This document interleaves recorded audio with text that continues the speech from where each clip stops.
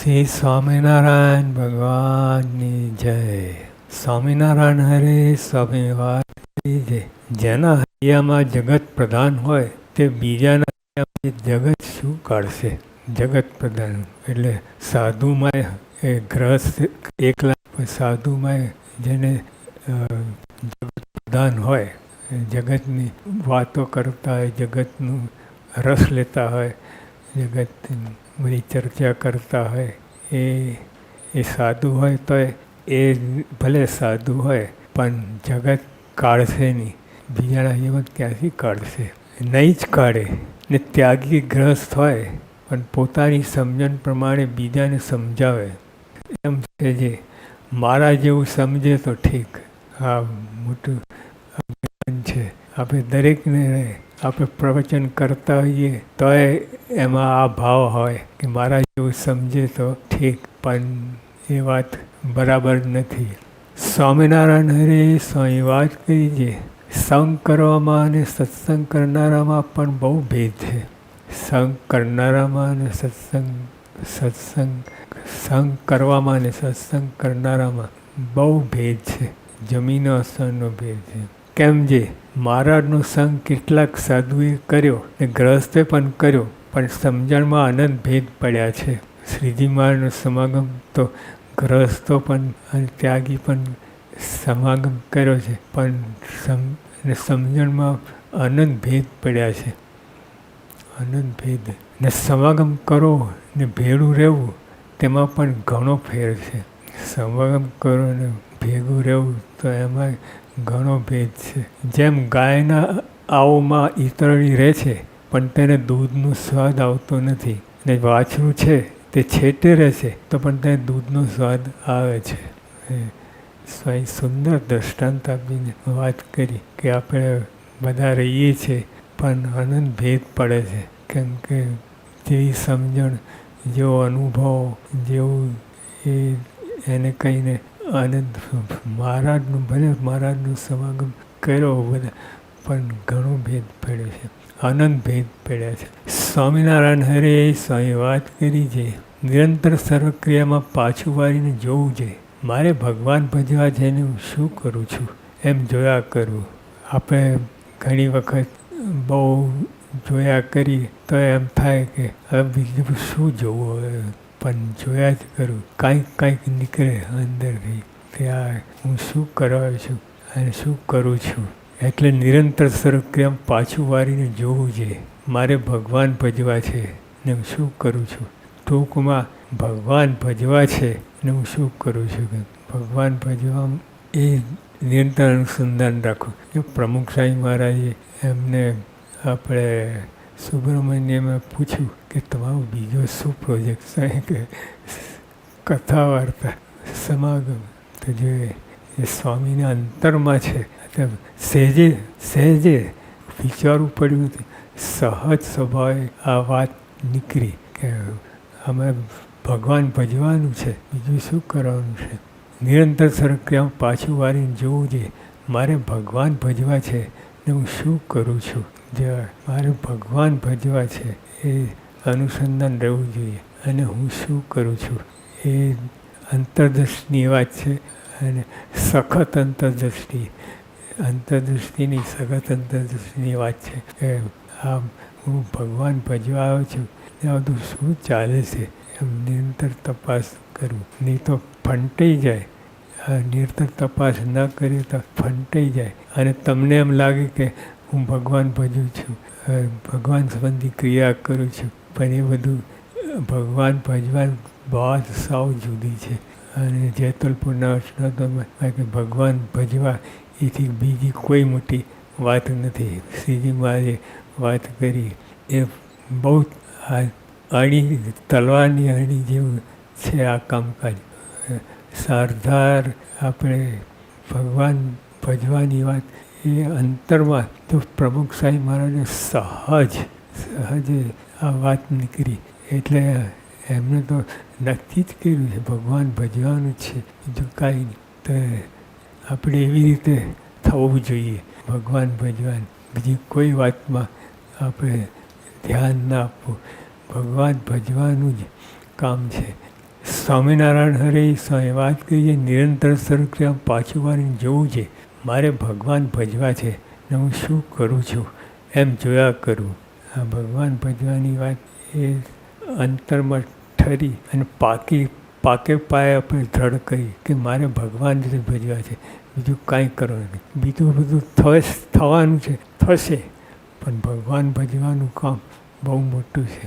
સ્વામિનારાયણ હરે સ્વામી વાત કરી છે, સત્સંગ કરવામાં અને સમજવામાં ઘણી કસર રહી જાય છે. સત્સંગ કરવામાં અને સમજવામાં ઘણી કસર રહી જાય. કેમ જે મહારાજ બિરાજતા ત્યાં દર્શન થતા હોય તો એટલી વાર 10-20 સાધુ તો ઘડીએ છેટે જતા નહીં, ને ગમે એટલો શાક લાગ્યો હોય પણ રાતે દર્શન થતા હોય તો આખી રાત દર્શન કરતા, ને કેટલાક સુખે સૂઈ રહેતા. એમ સમજણમાં ઘણો ભેદ છે.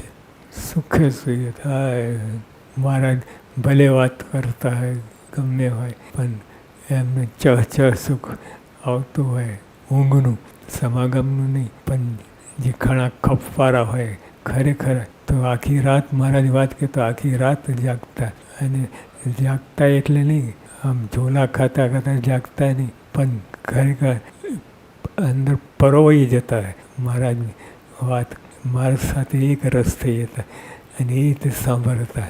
સ્વામિનારાયણ હરે સ્વામી વાત કરી છે, મુમુક્ષુને તો નિરંતર હોકારા કરનારા જોઈએ. મુમુક્ષુ બીજાની વાત નથી. જે મુમુક્ષુ હોય એમાં ગ્રહસ્થ હોય કે ત્યાગી હોય, બધા મુમુક્ષુ નામ પડ્યું તો મુમુક્ષુને નિરંતર હોકારા કરનારા જોઈએ. તે હોય તો પ્રભુ ભજાય, નીકળતો જેમ વાળામાંથી વાઘ બકરું ઉપાડી જાય એમ થાય. નિરંતર હોકારા પડકારા કરનારા જોઈએ. એટલે ભગવાન મહારાજ સ્વામી એમ સમજાવે છે આપણને કે ભગવાનમાં જ જોડાવવું જોઈએ, બીજે કાંઈ જોડાવવું નહીં. એ નિરંતર તો આ બધું કામ થાય. મોક્ષને તો નિરંતર હોકારા કરના જોઈએ. તે હોય તો પ્રભુ ભજાય, નીકળતો જેમ વાળામાંથી વાઘ બકરું પડી જાય એમ થાય. સ્વામિનારાયણ હરે સ્વામી વાત કરી છે, બ્રહ્મઋષિ અને રાજઋષિ.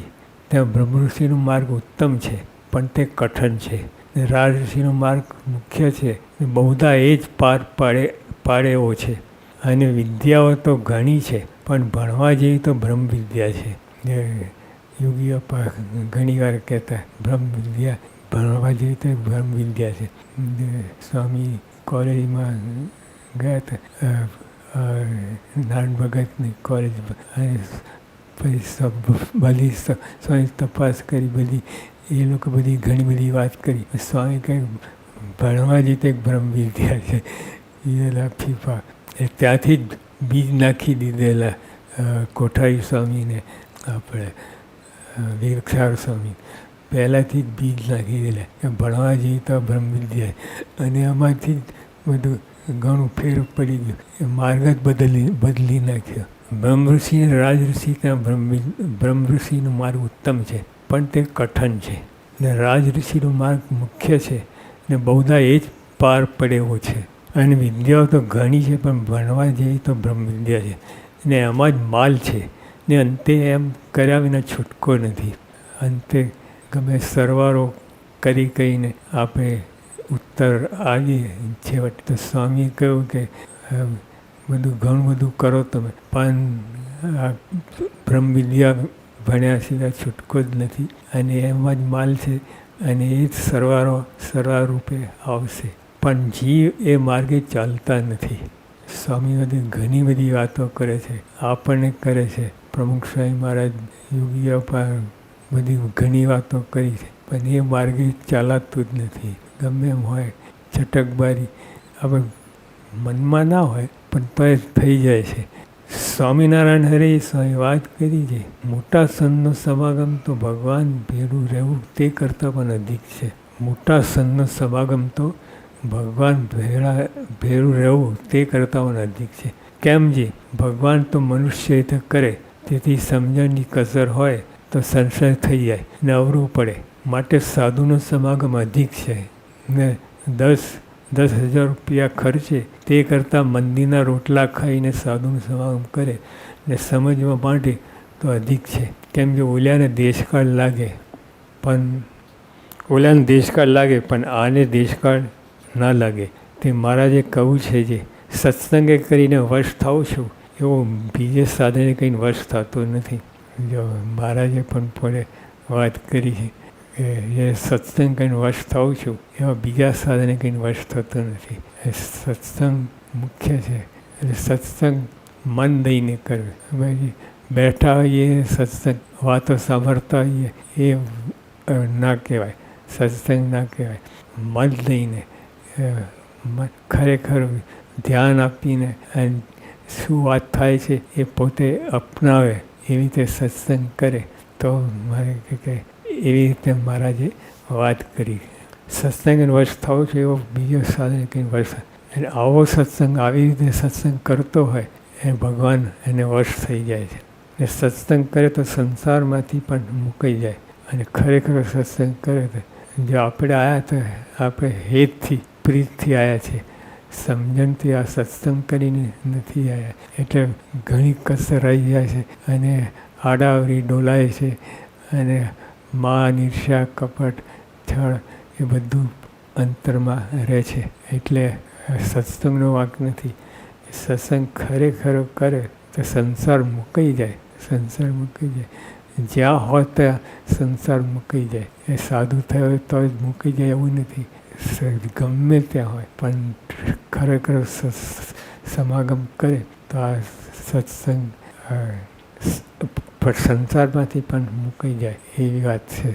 સહજાનંદ સ્વામી મહારાજની જય.